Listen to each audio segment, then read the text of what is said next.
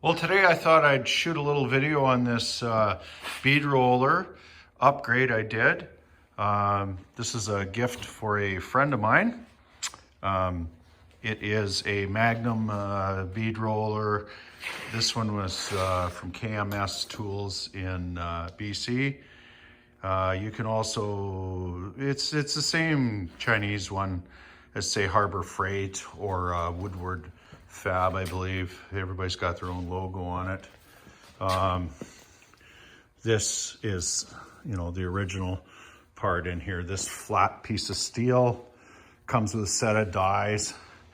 The first upgrade I did is I got rid of the, they had a little screw right here it's a pain in the ass. This is just a piece off of a C-clamp. It's got those Acme threads. And right here, I just attached a piece of steel rod, welded it to the bolt. Reason being is you're not scrambling to find a frickin' wrench all the time. This is actually, it's attached here. This is a piece of truck frame from an old truck, obviously. So it worked, I had it. Princess Auto 1/2-inch drill. And it's a Disker blade base. It comes with a bunch of dies. It's kind of a nice little setup. It was like a couple of $100. Princess Auto sprocket, and 9-inch sprocket, and the weld-in hub. You could use a skateboard wheel here if you wanted. And I just basically a bolt welded to a weld-in hub on a sprocket. Down here, got the foot pedal from my tattoo shop. And on the trigger, you got forward, reverse. So it's all you need. This sucker works pretty darn good, I must say.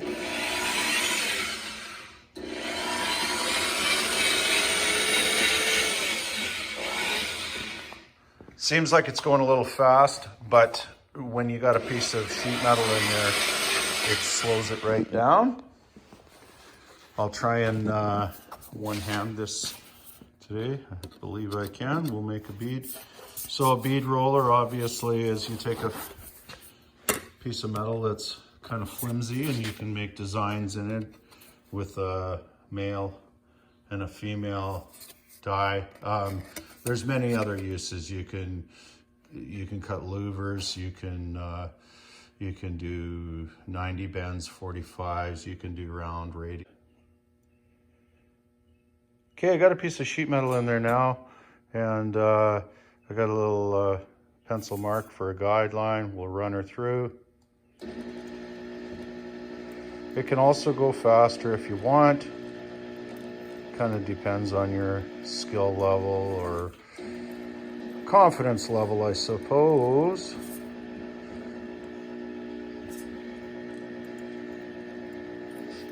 These suckers are great. Great for floor pans. Just like that.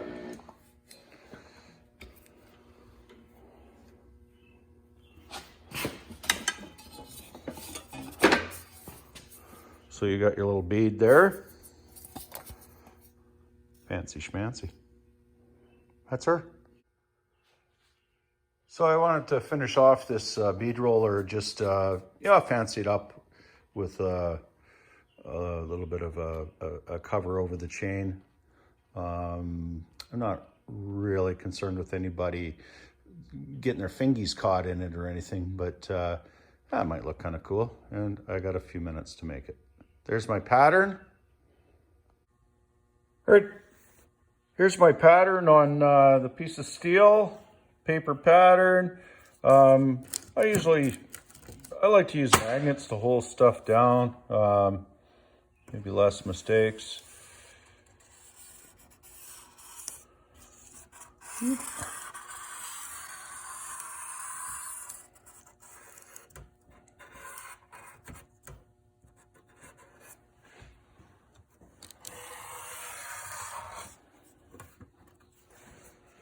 So the inside red line here is the actual shape of the cover.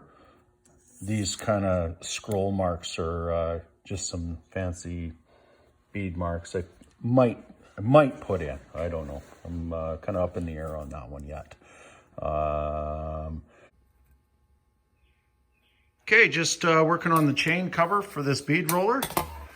I want to put some kind of fancy schmancy beads in there. And then on the inside is my 90-degree bend that I'll make on the bead roller.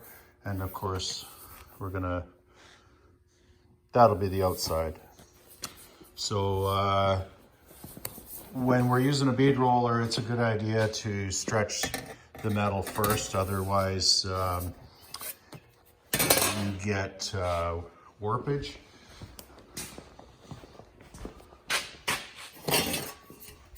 I just did a little example of the kind of warpage that you can get, and it's kind of hard to recover from that, so be proactive. You guys have probably seen this in other videos. You take your flat wheel on the English wheel and you just wheel it. You got to stretch the metal, like I said, before you put her in the bead roller, because you get a lot of warpage. I just thought I'd do a little one-handed action shot until I get my hands caught in the roller. Anyways, I hope you get the gist, folks. Here's a shot of the tipping die and the polyurethane wheel. I didn't go with the fancy design in the middle. I just kind of did an embossed edge. All right, I'm doing the edge of this chain guard. I have the tipping wheel on top and the polyurethane on the bottom, or skateboard wheel, whatever you want to call it. My bead roller has a skateboard wheel. So you can kind of see I've already started. It's bending a 90 lip, but I need both hands on this one.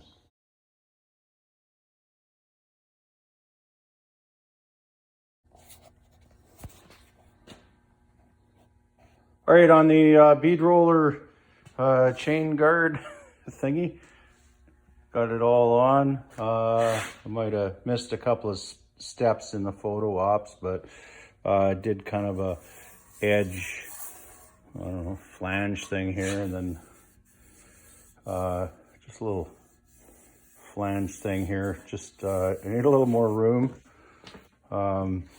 It was starting to rub on the chain guard, but had to get a little bit creative on attaching the chain guard. Looks pretty snappy though, I think. Wish mine was so pretty. But anywho, here you have it. That's the bead roller upgrade. I may have failed to mention that I put this angle iron in here, just give it a little more rigidity, because they kind of like to walk around a little bit. That's what most guys are doing anyways. All right, thanks for watching my video.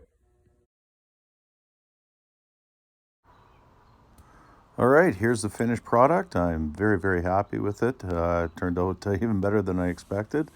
Should make a great gift for my friend. Thanks for everybody watching my videos.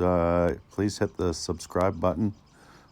Big shout out to everybody that's watching. Canadian friends, American friends, my Aussie friends down under, and even the guys over in UK. Thanks, cheers, enjoy, keep pressing metal.